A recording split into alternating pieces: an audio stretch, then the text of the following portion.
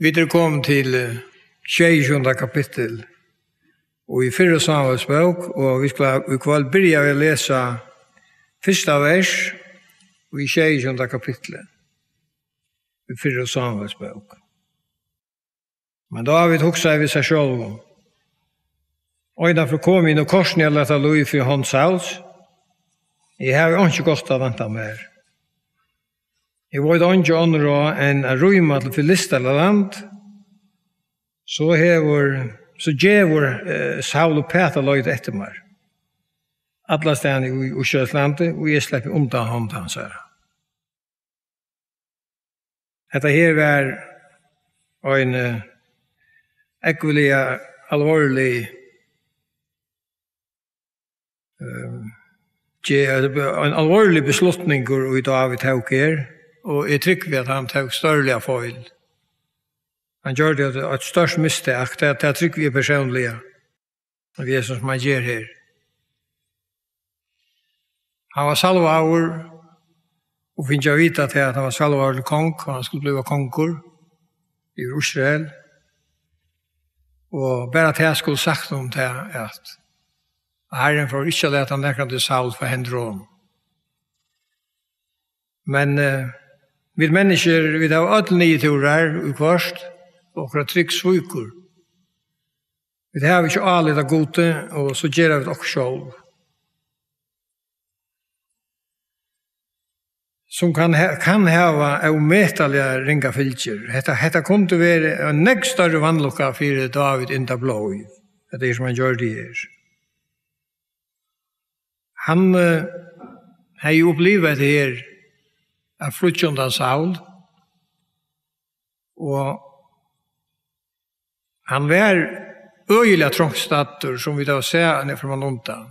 Og en av ferien var han så han så kvalitet hugde det sin rett til at han var så trångstatter at Saul var kommet til lyga at det var bare etter omringa men Davids. Og da ganger ut av tog at det var veldig øyelige mannsterser. Så David en 600 mann som ser. Så her var en høyler herrer vi Saul ta. Og løyta rundt av ikke fætter i David. Da stender akkurat at Saul skulle omringa tog. Ta kom på at Filister i alltid langt av fortjentun Israel var brottner i landet, og Saul måtte fullkomlig gjøres på en veien, og han måtte skumta seg høy at tekka seg at umalen. Dette her David alt oppliva. Lykkevel så ikke med i han så at han teker hendan alvarslige så alvarslige avgjørende at færa. Og hver fær David? Han fær til fudjendar og Israels. Filisteren der, kanskje det ringas fudjendar. Han fær til torrare. Og han slår seg sammen vi Filistra kongen. Og han ble vel medtidgen her, tja Filisteren. Han dotte vel å snikva seg, og det som David gjør til oss til togene, men jeg var i gatt. Det her kan man ikke si alltid være noe særlig pent, og at det er noe godt etter med alle om David, det som han gjør til togene. Han bytla i Akes konge inn at han rant inn i Israel. Til leie han for ham. Han rant ærastam. Han slett ikke i Israel rant. Og han drev nek mennesker ta. Og ta en herfæren. Akes troen om godt til. Han helt nek ved ham, som sagt. Han tror han så vel til at så bestemmer Akes til at så slå færa krutsk mot Israel. Og han så sett alit av David, at han tykker David vi. Og David fer virkelig av sted vi Filisteren, at krutsk mot Saul, og sin egen landsmål. Hvert i David er atla her, jeg var ikke om nekker og til, om nekker til å vite. kvart han har haft i hoan.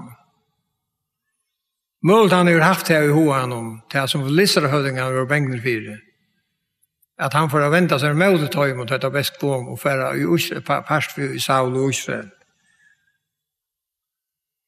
Men hvis han virkelig atleie affæra i barde mot Israel, hvis det virkelig var atlan til David, så var han øyelig støvn og vanta. For så var han færdig i barde mot salva i herrens, han som han har så mange sagt at han ville ikke drepa. Men Herren, han som nøyer, han helder håndsynene i David, og han helder håndsynene i Rokkon. Høyest av vi først, vi kom i større rønter, og at det akkurat ekne av dem, det som vi da var gjort så. Det stendte så at tar færre sted, vi bare det, men filisterne høvdingene tar drøvrød. Og tar sier vi Akkus, akkurat det var tar gjøre her, hesser hebreerne. Tar for å vente seg mot dere, tar vi best kom bare det. Det er ikke allit av David. Akkus rundt og forsværer han og sier, jeg har størst allit av David, men tar vil du ikke. Og dette var så bjergjen for David. Så er sånn at han omgående fjord bare det, vi som er ekne landsmenn og vi godsfolk. Vi fortjente her om ikke bare Israels, men Herrens. Han ble spart og fyrt til. Det har gjort for Listerhövdingarna godt. Men det var Herren som gjorde det. Herren var David. Han visste at David heier det hjärsta fire gode. Det var så mange tidsje etter at David han heier det hjärsta som Herren hugde etter. Og vi sykja da også, det er verden sønnen til David. Han er i nærkontakt med Gud. Men alle av oss som sagt, gjør feiler i kvart, og vi kan være lengt av lov. David nøyst av en datter. Og det var ikke bare det som bjerget honom, eller det var ikke bare det han var bjerget fra å hente det inn. Jeg var i krutsk i herrens folk. Men det stender at han kom atter til Siklag, her som der bo. Han finner en boi fra Akskonje av byggvis som er Siklag. Og da han kom atter, nå har Amalekittar vært i herre, og der ferdig stav i Øtlund. Øtlund som der åtto. Og begge konen og bøttene. Og der rant alt over ferdig stav. Henda dagen kom David og metalja nei. Da stender det at mennene var så ytterligere og harmer om alt som de hadde mist, at de alle var støyna David. Men det stender at David løyta i seg styrke til herren om godsøyn.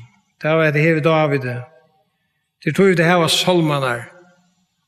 Jeg synes det var mange solmaner. Vi så ikke hvordan David synker, hvordan han alltid løyta seg styrke til god. Og sånn tro på omstøven som han mengan i ro i. Her, og man kan si at han sier det ekno og av honom. Det stender her i 3. kapitlet og 7. vers, dette som jeg just har sagt. Sjálvur kom David, i ståra nei til mennene at la støyna han, så hermer og sorgarfotler var der atler, og siner og døter skjønner. Men David løyde seg styrke til herren og godsyn.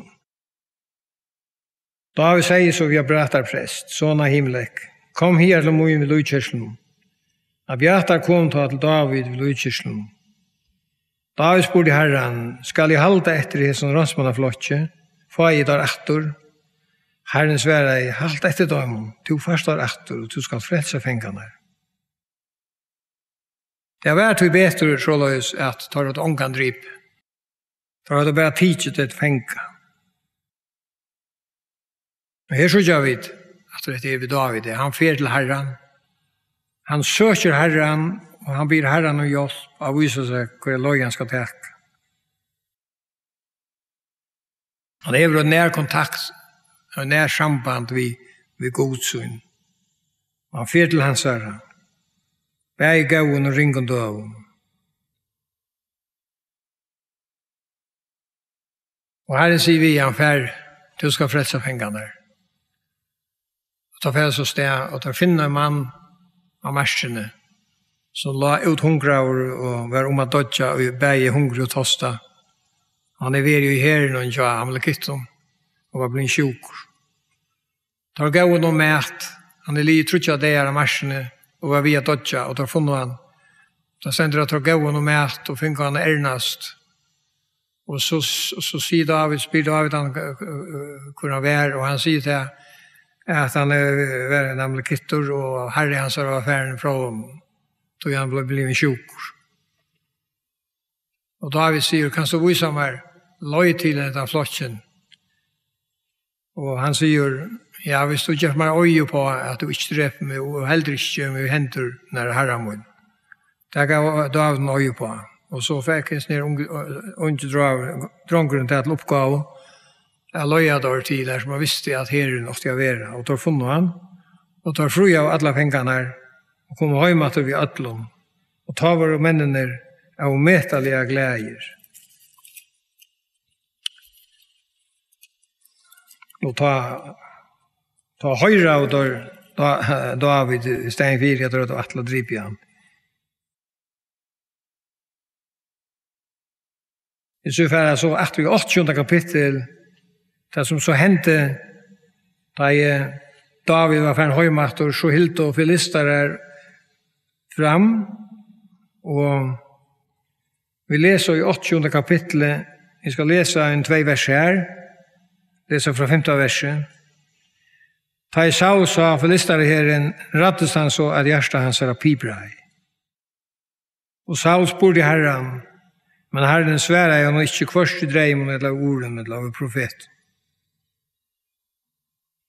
Og så leser vi til at Saul, han gjør det som ikke var lov å gjøre, som han selv ikke gir for på, og han er rike ødslyg av landet som finnes lukt, og til å være med deg opp. Nå får han selv til en sånn kvinne. Tar finne en kvinne i indår, som dår av mena deg opp. Saul får til henne omklædelse og ber henne hjelpe seg. Hun vil ikke først, tog til forbøye, sier hun, og jeg kom hit til 4 av.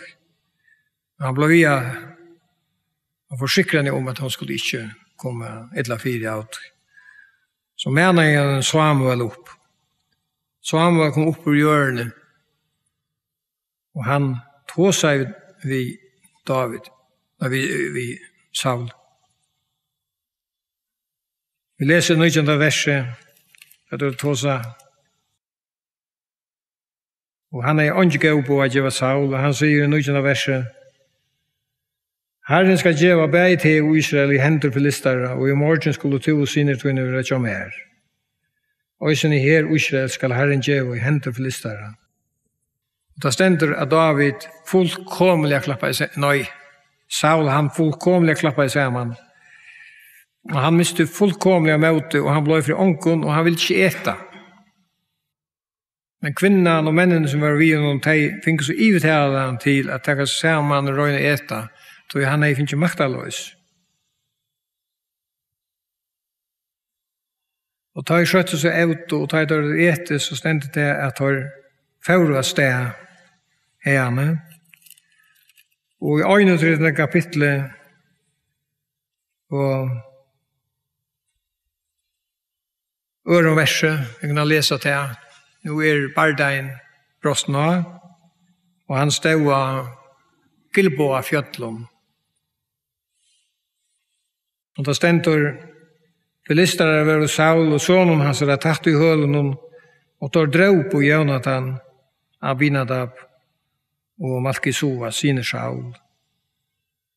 Og så stendte det at tar var i hølen av Saul, og tar var vi omringan.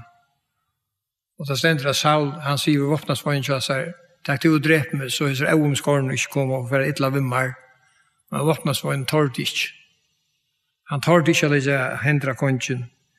Og så gjør det Saul da ble sjølvor, han latt seg fattla svørsutstenta. Så det enda i Louis Sauls. Det var en eumetelig stor bærbyrjan som enda i vi med fiasko. Og etter øyre lærer øynekvann, om man er tryggvann, idla vantryggvann. Lærer øynekvann, særlig at han som unker er. Løyve er bjerst, men man er unker. Og det skal da også være. Men hvordan får det å gengkast? Hvordan får det å gengkast løyven? Til den spurningen i alle mennesker og jeg setter seg. Og jeg så ikke god. Alle og jeg vet så ikke god. Annars er en galen end. Det blir alltid genge ytla. Så hånden som ikke så ikke god. Vi kommer til trygg av Herren Jesus Kristus. Det blir alltid genge skoft. Det kan ikke genge noen annen ved utan skoft. Då er det her en øyla stor lærer, Louis Saul. En stor lærer for 8 kvart mennesker. At det er løyve og i dyrast alvar. Løyve som giver oss. Det er ikke en dansere røv som er spil. Men det er ekkelig tungt og trångt å komme i jøkken til alle mennesker. Altså, det tror ikke vi til fredsaren, som stender og bjør så inn faun, åpna faun, kvann det til alle mennesker, og man kommer til så inn, kommer til moin, sier han. Så skulle det få salen dekkere kvilo. Men mennesker vil ikke. De vil helt å genge her og slippe å gjøre som de vil og synda og tog komme deg til Jesus. Så de vet at kom jeg til hans herre, så må jeg si hette lov fra meg. De vil helt å velge hette stått av lov. Og så deg han. Det stender Jesus i det vi sjølver. At menneskene elsker og myskre mer enn Deus. Det verskler av vår ånd.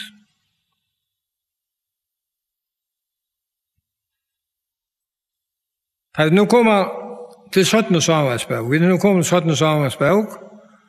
Og det stender at og med hvor kommer det stender at han har bare det han tar. Det stender at 3 av dagen kom med over herren til Saul. Og han kommer til David.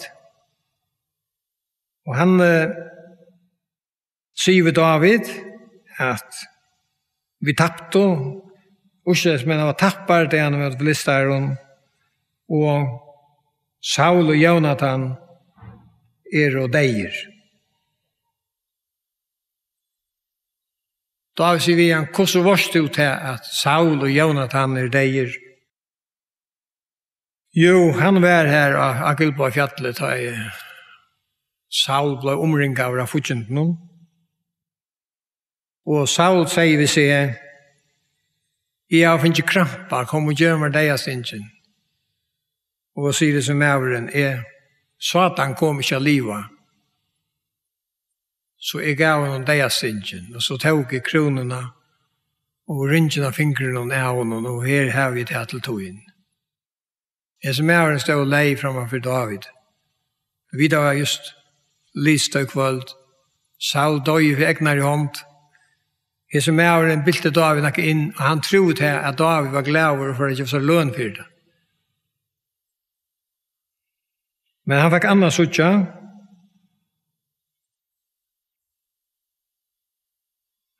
Vi suttja David, han sier igjen, hvor er du?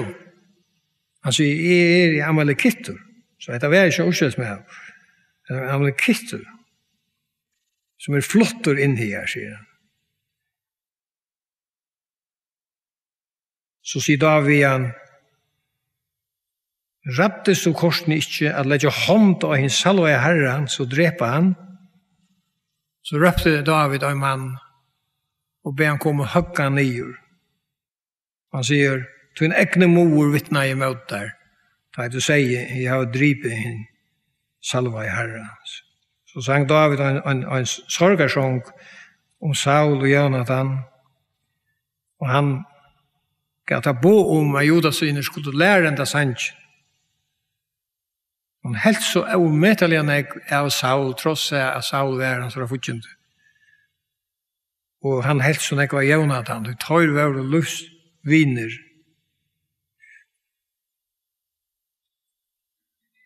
Og sangeren vil kalla av Bojen, og han oppskriver av boken av Sannhjärsta og Stenta. Jeg skal lese det sannsyn, ja. Jeg halde at det her vilja gauur skallskapur etter en vekur flotte sangur. Om en mann som virkelig syrger av hjärsta, som kæras av vin her av folten, som han har mist. Og så syrger han òsne sin argasta futjenda, som han har lukket av myntes til atter åren alt er ringa kom. Og gau og deianar som var Saul, og han sa sånn jeg ui Saul, da sutja vi det her, han sa en umettelig sterskan herman, og en flottan mann i Saul. Han sier, «Prøyet ut Israel ligger dripi av hedjon tøynum, og at hedjonar skulle fatla. Si ikke fra at du er gatt, kunngjør deg ikke av gøtene i Askalom, så ikke filister av døterne er færre av fruast, døter hina eunskårene er råpa av glede. Gilbo av fjøll, oi fatle dag og oi regna at ikkon, oi veri her master som ber offergaver. Tu her var skjølder kappan av vannarter, skjølder sjals ikkje salvaver vi oljo. Fra blå og fallna, fra fite kappana, og voik boje Jonathans ikkje, aldri kom svør Sauls og metta atur.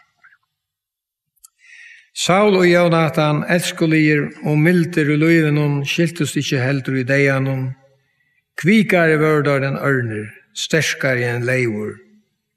A døter Israels, gratium Saul, som kladde deg om fævor til purspur, og som sette guldstas av klægetikara. Og at hetjurnar skulle fatla i struinon. Dripen ligger Jonathan og hattum tuin. Sorgliga syrje til braur mun Jonathan.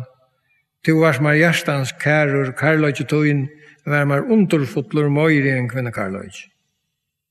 Og at hetjurnar skulle fatla, her våpnene genga til grunndar.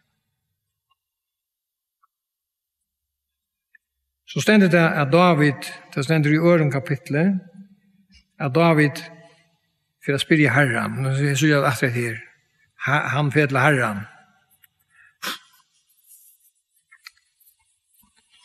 Han hever herran vissar i øtlo. Dette her er umettelig at jeg var lærer av til å gospa. Spyrje av et herran, jeg synes jeg sang spyr herran først. Ja, spyrje av et herran. Vi øyer i øtlån lussens virskiften som tryggvandig at spyrje herran hvor jeg løy skal i teka. Ikke minst ui ekvilja alvorligen, olvarsomon, avgjerum. Jeg sender i Salme 25, Gjev herran og vet hun i hånd, lyd av han. Han skal gjøre det til å lyfte. Ja, hvis du gjev det virkelig fra til leter herran til på styra, så gjør han det. Han skal gjøre det stendt. Årstrøkken 16, tror jeg, det sier, gjev herran og verktøyne i hånd, så skulle råtøyne få framgång. Det vil si at dette hever gjev herran og verktøyne i hånd, så er det ikke det at jeg skal sitte med i hender og faun og bojer til alle mulige alle sikninger kommer ræplan ned av himmelen og rivrøyen og en unaturlig nått. Men slett ikke. Han sier råtøyne, vi skal legge råt. Vi skulle leva akkurat på samme måte som vi har i tammåte. Vi skulle ta klokken noen 4, vi skulle legge atlander i løvnen. Men alt det var herran vi. Og jeg har et hjerte som er villig at bodja seg for herrans vilja. Ikke skumta seg kanskje ta inn en øyla alvorlig avgjør skal tekast. Så får man fram til herran og sier, herre, jeg vil ha til å bestemme til, jeg var ikke ordentlig sikker hva skal gjøre. Og det så alvarsamt. Og så jeg gjør det i det tog, takk to der av tog. Og så arbeider man akkurat som en vanlig menneske, og vi som et eller annet det her. Og bojar etter, og vitar etter, og han skal skunta seg ikke så forferdelig, for jeg gjør som er god til løyve til å gruppe inn.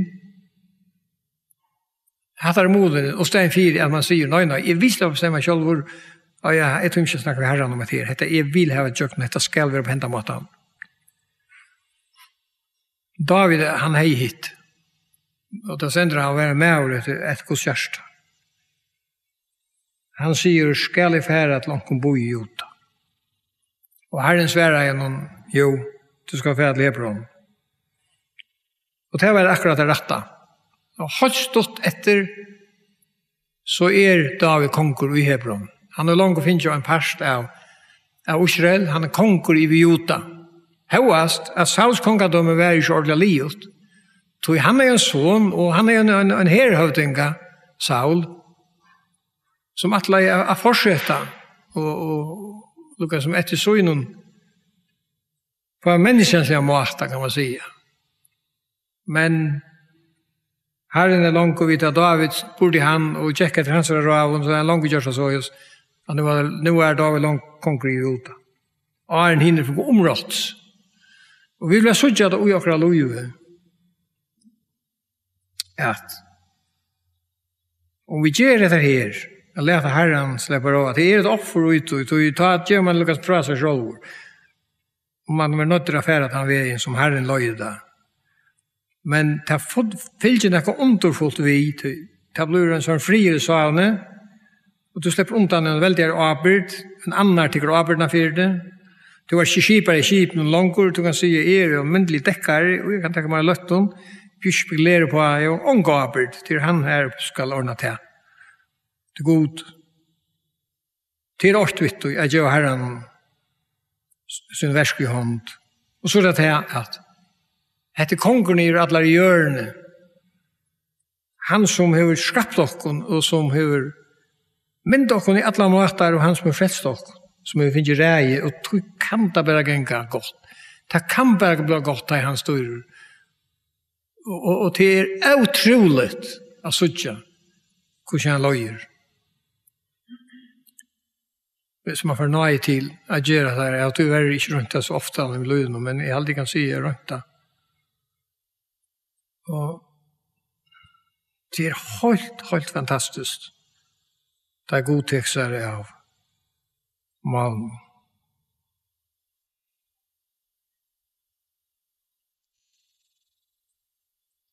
Det som så hender her til at Abner, han levde herføreren. Han var sysna på Saul, og han vært herhøvdinge, og en veldig kappe. Herhøvdinge Saul. Han teker en sånn Saul som etter, og en som heter Isboset, som ikke var fattelen. Og han sitter han til kong. Så nå David konger i Jota, og Isboset konger i Øtlen hin og 18. Rujju færre tvinningar, kunne ha stått av tog i første fyr. Så leser vi til at tar kom sammen, men David vi Joab 8. Joab var nærskilter vi David kong. Minns akkurat nå, enten var han siste på den, jeg har lukket ikke han var siste sommer. Ja, siste sommer, og tar var trutje bøtjer. Og Joab leser av nekk om han ble satt i herhøyden til David, og Abisai. Og leser av nekk om, men Asael, han var den 3 bøtjen, og han fettler her. Tar begynte vi at det satt at om det skulle for å ha en våpna loik. Men det ble til at det dro på en annan, og så enda da vi en liten borgerkrutsk. Her er fotlo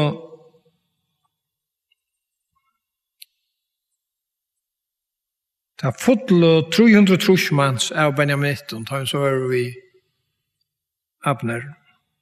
Med en 20 mans fotlo av David sammen. Her i middelen Asael. Det stender om Asael, han var så lattur som en skauargøyd. Og han leie etter Abner. Og Abner sier, Abner rann undan. Ikke tog han rattestan, men han vil ikke drepe han. Han sier, fær onker ærestan, fær etter onker øre manne, og fader herglein til døymon. Ligg ikke etter mer. Hvis jeg dreper det, sier han, så kan jeg skjønne jaua på tjat i nattur. Men han ble vi av jakstra Abner, og da stender henda veldig av kjempan.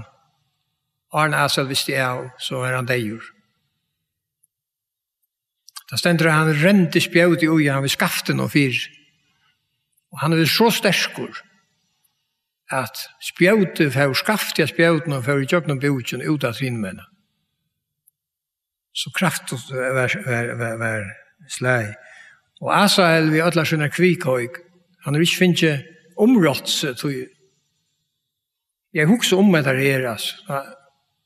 Han sier at spjøt og venter fra seg, og han slett ikke verste fyrtøy. Det knapt blir affæren du bjøk.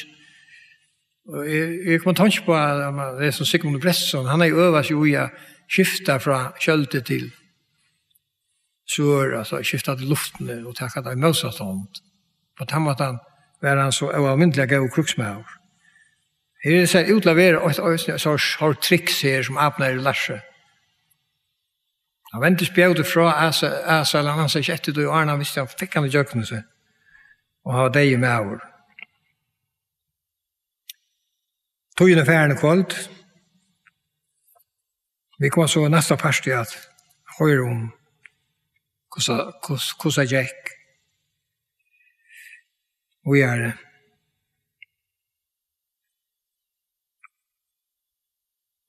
Og det her er en sikkerhet her som vi da hørte kvöld. Israel søva og Bibelen er en avhåret bok. Hon er avhåret å lese. Jeg ble til å lese nok snakk om hesvisskiftene til jeg var smådronker, som var spennende, som søva og om krutsk og så. Vi vet ikke hvordan det ligger ui okkom. Høyast krutsk er så rævlig, så et henne kanskje ligger ui okkom er det spennende. Jeg leste nok snakk smådronker er det kongabøkene, sjansbøkene. Det som var spennende. Men man ser det, da man blir mer byggven, og man blir omvendt og for hele endan, så ser man at hendan er her rævliga søvan som er så mersel på en måte alt, men å lese i gamla som heter. Men han har så øyla større lærdomar til okkara, som vi da ser og synder av kvalitet alt i vevnige. Herre, vi takkar deg for det. Du døra bare vår, som lærer oss om hvordan vi kunne hvordan vi skulle leve her. På den måten har vi halvt oss tog inn. Og en som måte er genga løgene rett. Du sier deg selv at du er veveren, du er sannløgjen, og du er løyve. Vi pryser deg for det, vi har lært til å kjenne som okra frelsere. Sikna kvann anstakkan her i kvöld, og en kvann som høyrer. Og Jesus er dyra bra navn. Amen. Så skal jeg synge til enda nummer 593. 593. Og jeg tenkte at han skal være nok passende i noe av to som er der, at legge alt framfor Herren. Her synker Fanny Crosby, hin kjenta, et kjenta skald i Amerika som var blind altså løy nesten. Og hun synger om det her, jeg vil ha løtt av gode.